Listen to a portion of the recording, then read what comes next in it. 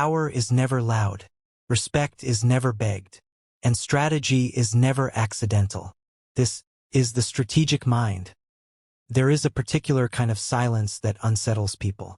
Not the awkward silence in an elevator. Not the silence of someone who has nothing to say, but the silence of someone who is fully present and fully in control. You've seen it before. A room is alive with conversation. Opinions overlap.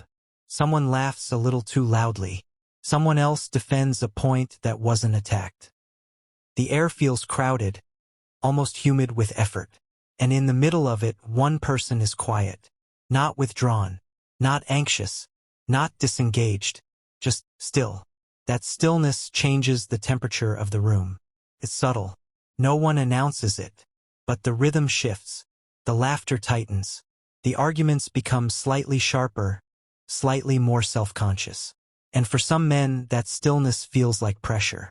Silence has a peculiar psychological effect. It removes distraction. Most conversations are not exchanges of ideas. They are exchanges of reassurance. I'm competent. I'm respected. I belong here. I matter. Words often carry more anxiety than information. When someone speaks quickly, fills every gap, explains themselves repeatedly, there is usually something underneath the words, a need to stabilize how they are being perceived. The conversation becomes less about truth and more about positioning. Silence interrupts that process. When a man is comfortable being silent, he is not scrambling to secure approval. He is not negotiating for space. He is not performing competence. He is not advertising value. He is simply there. And for a man who is still unsure of his own footing, that can feel threatening. Because silence does not offer reassurance. It offers reflection. There's a subtle discomfort that arises when speaking to someone who does not rush to respond. You say something, they pause. They look at you steadily. Not aggressively, not dismissively, just steadily. Not aggressively, not dismissively, just steadily. The mind begins to race. Did I say something wrong? Is he judging me? Does he disagree? Does he see something I don't? In that pause, imagination fills the space. Silence invites projection. And projection reveals insecurity more quickly than confrontation ever could. A man who is internally steady does not feel attacked by silence. He interprets it as thoughtfulness, space, presence. But a man who is already bracing for evaluation may experience that same silence as scrutiny. The silence feels heavy because he is carrying his own doubt into it. There is also something else happening beneath the surface. Silence suggests autonomy. When someone does not react immediately, does not explain themselves excessively, does not compete for airtime, they communicate, without saying it, that they are not dependent on the room's approval. They are self-contained. And self-containment can be disorienting for someone who relies on external feedback to feel stable. Weakness, in this context, is not about physical strength or social status. It is not about income or dominance. It is not about who speaks the loudest or commands the most attention. It is about internal regulation. A man who has not yet learned to regulate his emotions depends on noise. Noise keeps him oriented. Noise keeps him visible. Noise keeps him reassured. Noise becomes scaffolding. Silence removes those stabilizers. It forces him inward. And if the inner world feels uncertain, silence feels like exposure. Exposure feels dangerous. Consider how quickly arguments escalate. Two people exchange words. One raises his voice. The other raises it higher. The rhythm accelerates. Volume substitutes for clarity. Speed substitutes for depth. But occasionally one person stops. He doesn't interrupt. He doesn't defend. He doesn't counterattack. He simply listens. That pause can feel infuriating to someone who expects resistance, because anger feeds on reaction. When reaction doesn't come, the energy has nowhere to land. Silence absorbs it, and in absorbing it, silence creates a mirror. The loudness begins to look loud. The aggression begins to look unsteady. The emotional intensity begins to look unregulated. Silence in that moment does not attack. It reveals. There is a common misunderstanding that silence equals weakness. But weakness is rarely quiet. Weakness tends to be restless. It over-explains. It over-promises. It overreacts. It over-identifies with being right. It tries to secure control through volume or speed. Confuses activity with authority. True composure, on the other hand, is economical. It speaks when necessary. It listens fully. It moves deliberately. It chooses timing carefully. And because it does not leak energy, it accumulates presence. Presence, unlike dominance, does not need to announce itself. It is felt. In professional settings, this dynamic becomes even clearer. The person who talks the most is not always the one with the most influence. Often, it is the one who speaks last.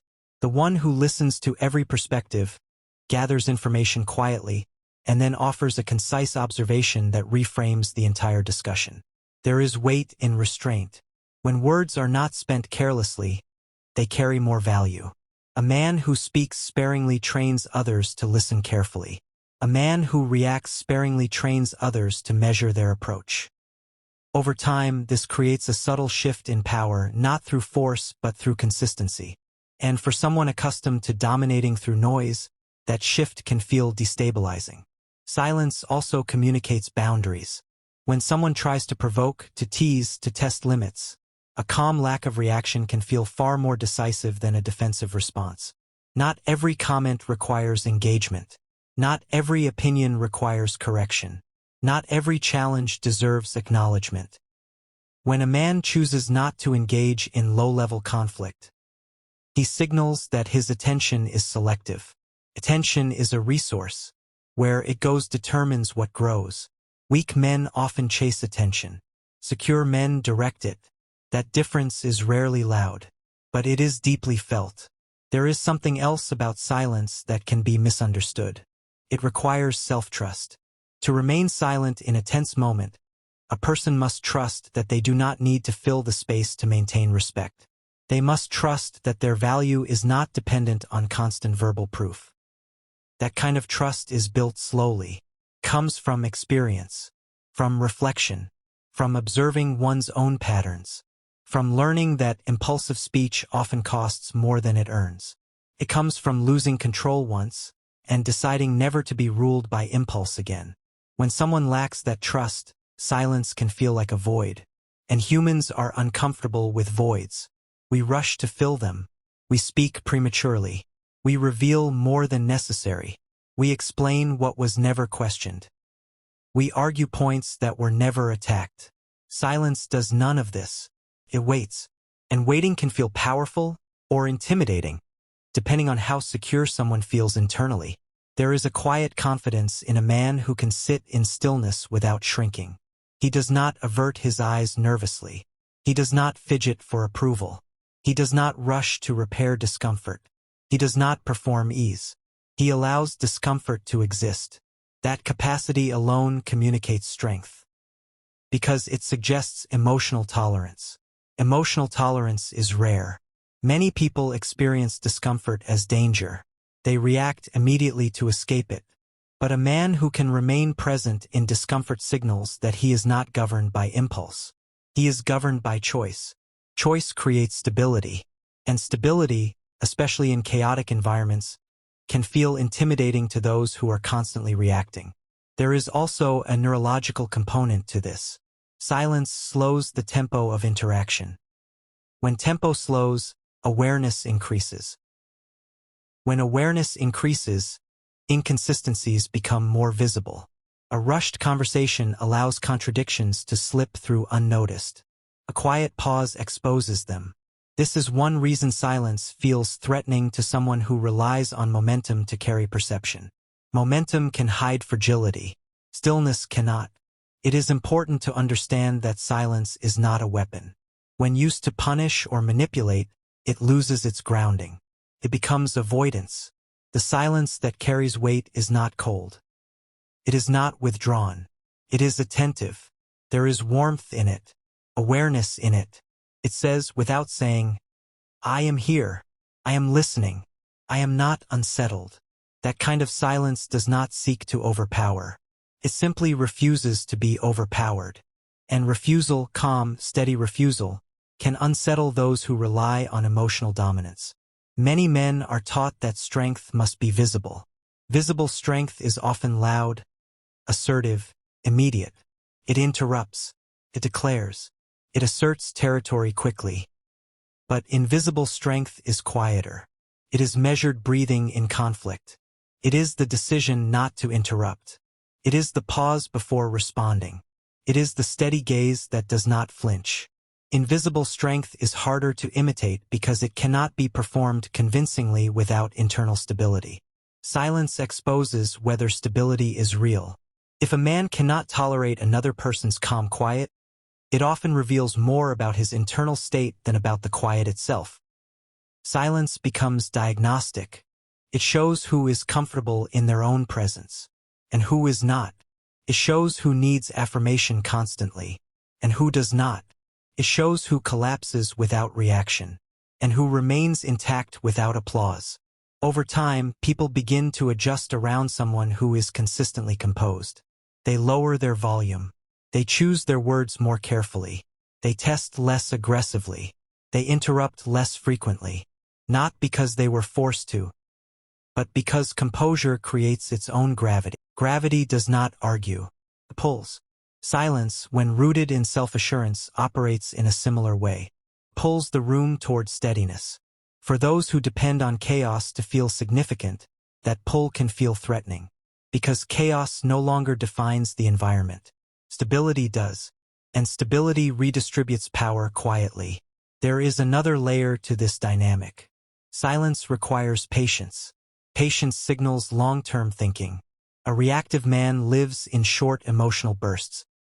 He seeks immediate resolution, immediate validation, immediate victory. Calm man understands timing. He understands that not every thought deserves expression in the moment it appears. He understands that restraint today can create leverage tomorrow. This temporal awareness, this comfort with delay, unsettles those who operate impulsively. Because impulsivity seeks immediate exchange.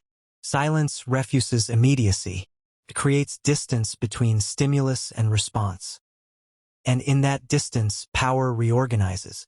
In the end, silence intimidates weak men for one simple reason. Cannot be controlled easily. Noise can be countered with more noise.